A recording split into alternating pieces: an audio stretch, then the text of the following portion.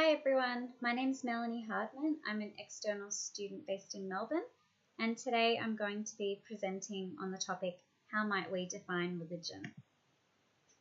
So to give you an overview, I'm going to discuss the pros and cons, or the benefits and limitations of defining religion, some of the other challenges that we experience when trying to define religion, substantive versus functional definitions of religion, and the different lenses that we can apply when defining religion. I'll also throw in my own definition of religion at the end for you to reflect on and critique, and I look forward to your feedback. So, defining religion, some of the pros and some of the cons. So, Eisgruber and Lawrence argue that in order for us to be able to discuss religion, we need to be able to distinguish it from other domains and other concepts. So essentially, we need to be able to define it. So an example of this is in a court of law, we need a definition of religion to ensure that people aren't discriminated or persecuted against based on their faith. However, there are some limitations to defining religion. Because when we define religion, we essentially dictate the practices that are associated with that faith, and some of these are public practices, such as public rituals, attending church, the clothing that we wear, the dietary practices that we undertake, and because they are public, they can foster judgment, hatred, contempt for people, from people who don't share those same belief systems or values, or who oppose that religion or that religious practice. The other downside is that religion can be quite all or nothing in its membership. In terms of, the 10 Commandments tell us around the expectation of that total devotion. So it's quite hard to adhere to all of those requirements, and it's quite limiting. We're seeing increasing numbers of people in America who identify as spiritual but not religious. So this could be a reflection on that religious doctrine being just too narrow and too limiting for people to actually apply in a 21st century environment. Some of the other challenges that are faced when we're defining religion. So the first one is from a political perspective.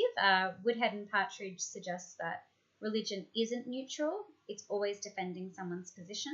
So it's very hard to come up with a definition of religion if it's always based on the motivations or the agenda, because then how can it apply across multiple cultures and faiths and such.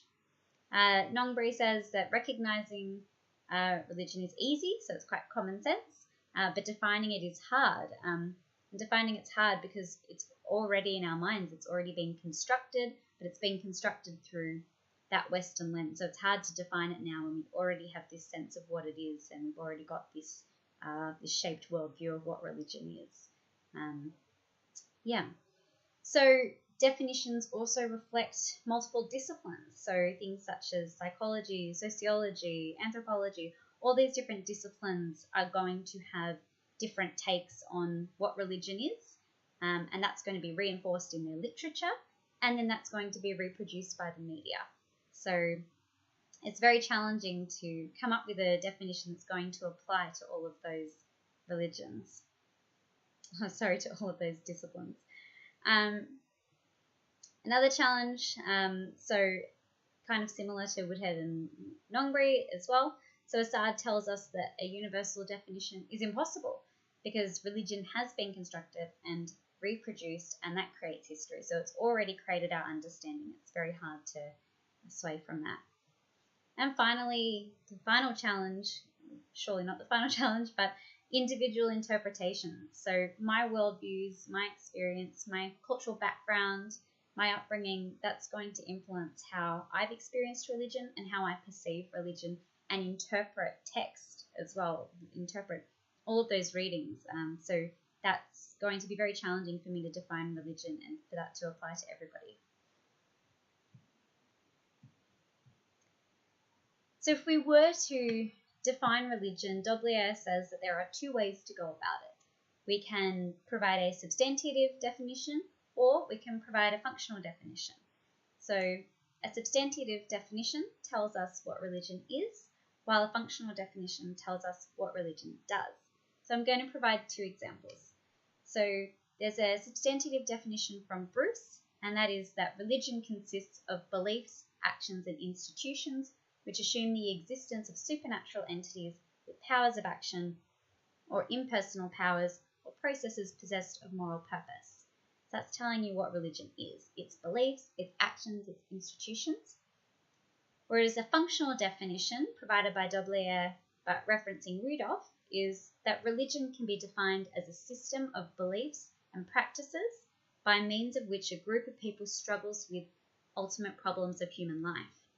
It's the refusal to capitulate to death, to give up in the face of frustration, to allow hostility to tear apart one's human associations. So in my mind, I can see that this second definition is in fact part substantive, part functional. So at the beginning, it tells us what it is. It's systems of beliefs and practices. But the second half tells us what it does. It tells us that it allows hostility to tear apart one's human associations. So Bruce suggests that these functional definitions are not as valuable because they're more about assertions of the origins or the consequences of religion. So we're seeing that in this definition here.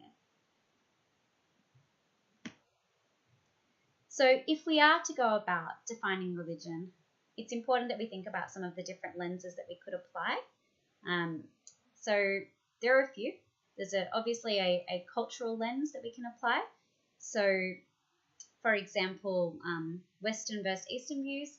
So in the West, typically religion is separate from law and politics, whereas if we're defining religion from an Eastern perspective, that may not be the case. We could apply a political lens. So if we think about Marxism and class structure, that's going to come through in the definition. So Marx claims that the upper class used religion to oppress the lower class, and the lower class used religion as consolation. So that would obviously come through in a politically driven definition of religion. Interpretation, so as mentioned before, anthropologists would observe religion and religious practices through their own lens and through their own experiences and culture and history. And then they would reinforce that in their literature, and that would then be reproduced in the media. And that's then what we come to accept as religion. And of course, our own individual interpretations and expressions of faith and spirituality. So there are many, many different lenses that we can apply when defining religion, and it's certainly it's been attempted, I think, hundreds of times, I'm sure, thousands of times. So to finish the presentation, I'm going to provide my own definition for your enjoyment and your critique. So a substantive definition, I'm going to say, is an individual or collective expression that can occur internally or towards an entity which it is believed exerts high authority or control over the person's or collective's destiny. And a functional definition, practices completed with the purpose of offering commitment or expression of loyalty towards an entity. So I hope that gives you some insight into how we might define religion.